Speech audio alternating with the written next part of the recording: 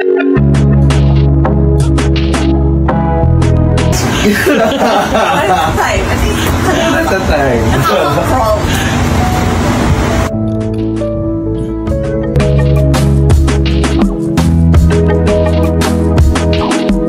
of all media na si Kris Aquino, may pagod nyo sa publiko na unti-unti nang bumabalik ang lakas. Kung bago lang kayo dito sa aking YouTube channel, huwag kalimutan mag-subscribe at pindutin nyo na rin ang notification bell para ma-notify kayo sa ating susunod na video. Maraming salamat!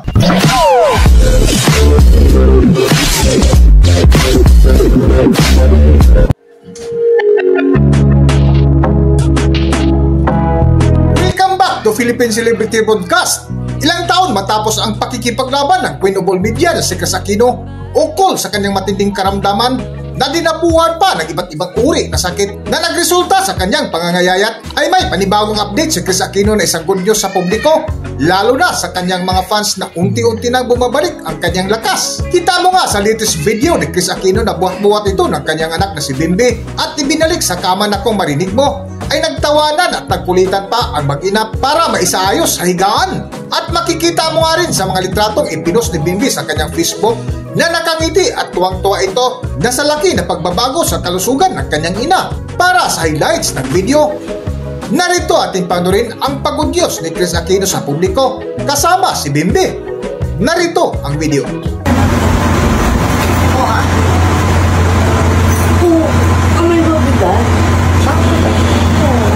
Mabigat?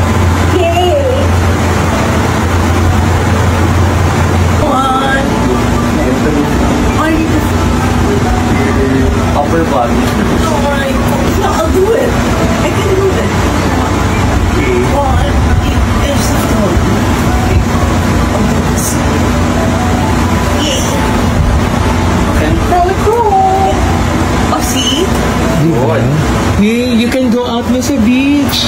Alright. Take it easy. Five. One. Oh, am I wrong with that? Mabigat? Yay! One. Are you Upper body. alright? No, I'll do it. I can do it. Okay. One. It's not hard. I'll do this.